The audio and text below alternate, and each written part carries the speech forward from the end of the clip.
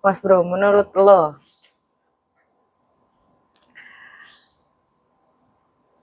bagaimana kabar ayahnya? Apakah masih ada? Menurutku masih ada menurut yang kurasakan. Apa nanti ketemu? Dipertemukan. Kalau ketemu kan itu otak manusia. Iya, iya, iya.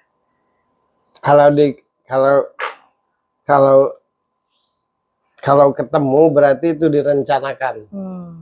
Kalau dipertemukan itu kan menyerahkan. Oke. Tetap aja kan balik ke Tuhan.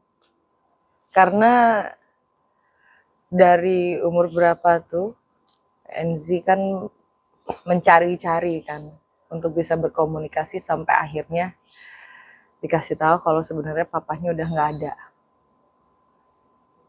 Dan semua kontak untuk komunikasi itu udah. Ya tapi dia masih penasaran. Ya, tapi Enzi sendiri pun masih ngerasa kok kayaknya itu cuma bohong gitu. Kayaknya papanya masih ada gitu. Berarti nanti dipertemukan. Kenapa jalannya selalu mudah dia itu? Padahal kalau di logika kan rasanya nggak masuk kan.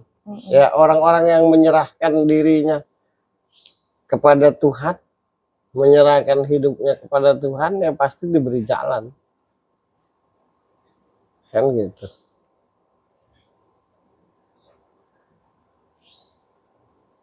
Nah, sayangnya kita ini dengan yang ada wujudnya aja tidak percaya, apalagi yang tidak ada kan. Logikanya kan gitu.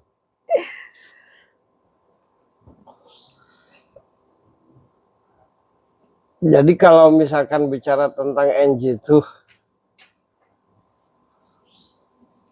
perempuan yang kepribadian dan mentalnya itu bagus. Maka tidaklah heran dia itu jadi elegan. Ya. Dan tidak heran pula orang yang elegan dan mentalnya bagus itu pasti menarik. Kan kalau kita bicara keluar, yang paling membuat cepat kita diterima di luar sana itu kan mental dan kepribadian. Setelah itu skill. Oke. Punya skill yang mumpuni, kalau mental kita norak, nggak akan bisa diajak. Maka banyak orang-orang hebat yang seumur hidupnya itu cuma tinggal di kampungnya. Karena mentalnya itu tidak ada, mental juangnya. Kepribadian dan mentalnya itu tidak mendukung gitu. Jadi untuk jadi manusia bernilai itu mental dan kepribadianmu tuh harus bagus gitu. Jangan norak, jangan kagetan gitu. Mental. Jangan sibuk nyalain orang gitu. Jangan sibuk menilai orang gitu.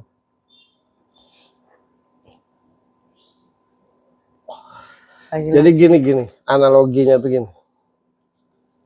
Kita punya harta yang bernilai. Misalkan kita punya motor yang mahal. Akan kita bawa dari kampung ke kota, motor yang bernilai. Tapi kita pakai kendaraan yang tidak kuat. Atau kita bawa dengan kendaraan yang kagetan. Ya pasti nggak nyampe. Jadi pasti mental dan kepribadian itu nomor satu. Baru setelah itu skill. Kita bisa menempatkan diri, kita tahu kita berada di mana, kita tahu kita ngomong dengan siapa, kita tahu harus berbicara apa. Kan gitu. Kegagalan kita tuh kan karena mental dan kepribadian tanpa kita sadari. Dan Angie itu salah satu perempuan yang bisa menempatkan diri. Menurutku ya, semua teman-temannya tuh respect sama dia. Dan dia itu salah satu pribadi yang dirindukan. Kehadirannya. Dimanapun. Boleh tanya teman-temannya. Itu kepribadian yang selalu dirindukan. Satu, yang kedua, dia itu adalah pribadi yang nggak mengkritik, yang menghormati keputusan dan sikap orang. Oke. Boleh tanya teman-teman. Menurutku dia begitu. Jadi menurutku wajar kalau jalannya mudah gitu. Coba cantik tapi norak. Nggak enak juga. Cantik berskill tapi usil. Menyebalkan pasti. Cantik cerdas. Nyala-nyalain orang. Menyebalkan juga Nah, pasti. ahli di bidangnya, bidang apapun. Tapi keahliannya digunakan hanya untuk menyalah dan menilai orang. Bisa maju nggak? Enggak. Jadi kepribadian dan mental itu satu hal yang penting dalam menjalani hidup.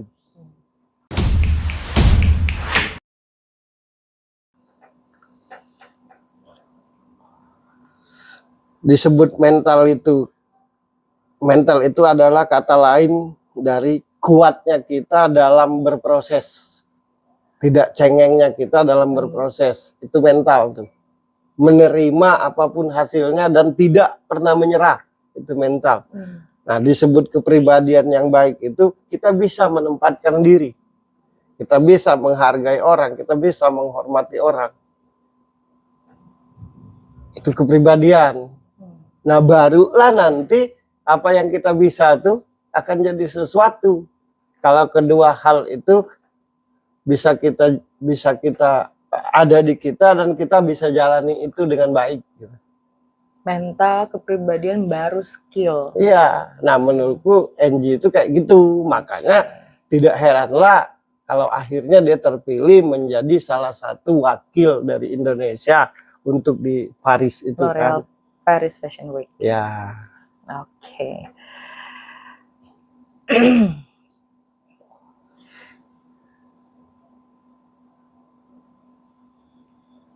Dari yang aku dengar ceritanya juga,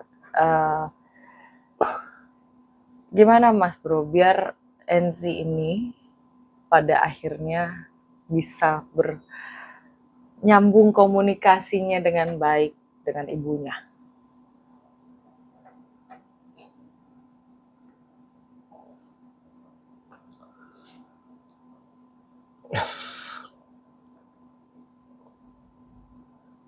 Jadi gini, kalau kita ribut sama seseorang, atau kalau kita tidak dekat dengan seseorang, kita tidak bisa mencari salah dan benar kan? Iya. Karena pasti semua salah dan semua benar, pasti itu. Jadi komunikasi itu akan terjalin dengan siapapun, baik itu dengan ibu, dengan bapak, dengan adik, dengan saudara, dengan pacar, dengan istri, dengan teman. Ketika kedua-duanya itu ada kesadaran. Nah, kalau salah satu aja yang nyadari diri, satunya enggak akan terjalin. Ya? Iya. Makanya ketika ada miskomunikasi kita dengan siapapun, kita tidak boleh memvonis dia salah, aku benar, atau aku benar dia salah gitu. Tidak boleh. Aku salah dia benar, tidak boleh. Karena nggak akan ketemu. Nggak akan ketemu kalau salah satu aja yang sadar yang menyadari. Itu gimana Mas Bro? Biar akhirnya kan komunikasi tidak bisa karena sebelah pihak aja yang menyadari.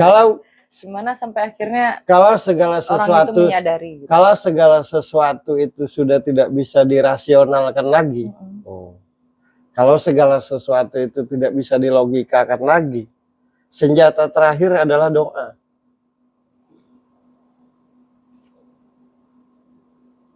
Tapi doa itu akan dikabulkan kalau baik niatnya. Nah, banyak doa tidak terkabul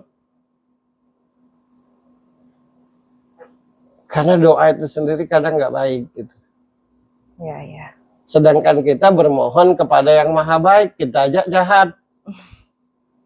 Mudah-mudahan Allah membalas keburukanmu. Sedangkan kita mengakui bahwa Allah itu maha baik, kan itu udah nggak nyambung. Jadi sekali lagi ucapkan, ketika logika itu sudah tidak bisa digunakan, ketika segala kejadian itu sudah tidak bisa dirasionalkan, senjata terakhir adalah permohonan. Doa. Permohonan yang sungguh-sungguh dengan niat yang benar. Oke.